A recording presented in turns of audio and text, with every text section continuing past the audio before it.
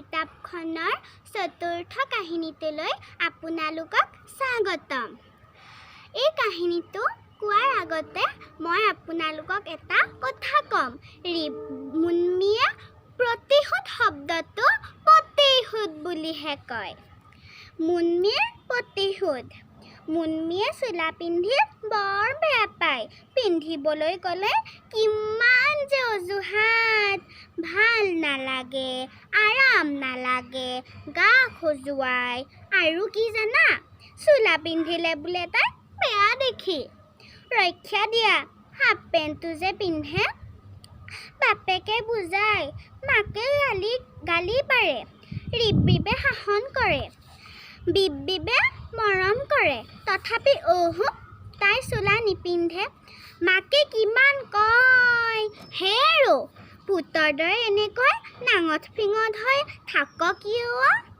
লগে লগে তাই পিন্ধি থকা হাফ পেণ্টটো 1 ইঞ্চিমান তললৈ টানি ৰেডিমেড উত্তৰ দিব, এইটো কি? তাকে দেখিয়ে বিবে মুন্মীক অনুৰোধ কৰে, মুন্মী সেইটো থাকক নেকি? খঙতে ৰিবৰিবে কয়, খোলক দে সেইটো নাঙঠ পিঙঠ ভূতৰ পোৱালি। মা বাপাক ভূত বুলি কিয় ক'লে? মুন্মীয়ে ৰিবৰিবক প্ৰশ্ন কৰিলে।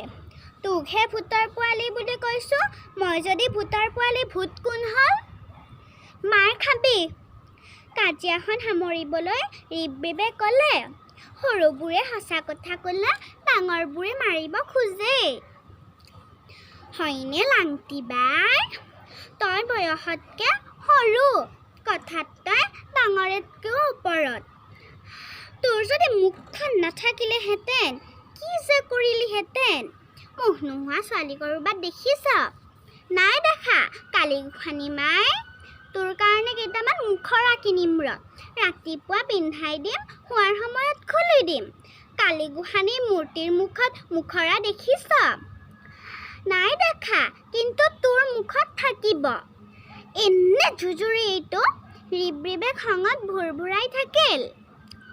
ভাবি চিন্তি বিবে মাত লগালে, ৰিবৰিবা, মুন্মীৰ মুখত মুখৰা থাকিলে স্কুলত বাইদেউহঁতৰ প্ৰশ্নৰ উত্তৰ দিব নোৱাৰিব নেকি? মুদাৰামেও মাত লগালিনে, এইবাৰ তাৰমানে তয়ো মোক জ্বলাই খাবি।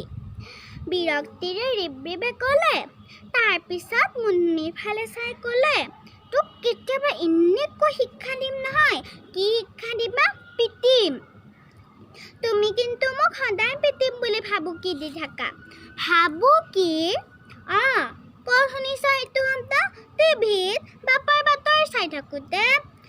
ভাবুকি মানে কি নাজানো, কিন্তু তুমি মোক সেইটো দি থাকা, হয় নেকি? আৰু ময়ো কিন্তু সদায় সহ্য কৰি নাথাকোঁ। কি কৰিবি?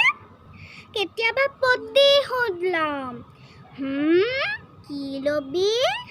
প্ৰতিশোধ মানে নাজানো, কিন্তু ল'ম। এইটো টিভিৰ বাতৰিত শুনিছ?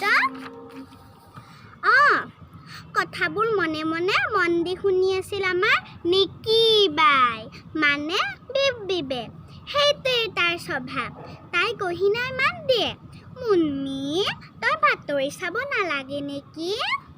কিয়? চকু ঘোপা কৰি মুন্মীৰ প্ৰশ্ন। তই বেছি বাতৰি চালে আমি তোৰ কথাবোৰ নুবুজা হৈ যাম নেকি? তোৰ ওপৰতো কেতিয়াবা প্ৰতিশোধ ল'ম, চাই থাকিবি। মুন্মীয়ে হুংকাৰ দিলে। বিবে ঠিকেই কৈছে, বাতৰি চাই পণ্ডিতডাল হ'ব নালাগে। ৰিবৰিবে মন্তব্য দিলে। আজিলৈ সামৰিছোঁ। কাইলৈ মই এই কাহিনীটোৰে দ্বিতীয় অংশ পাঠ কৰিম। ধন্যবাদ।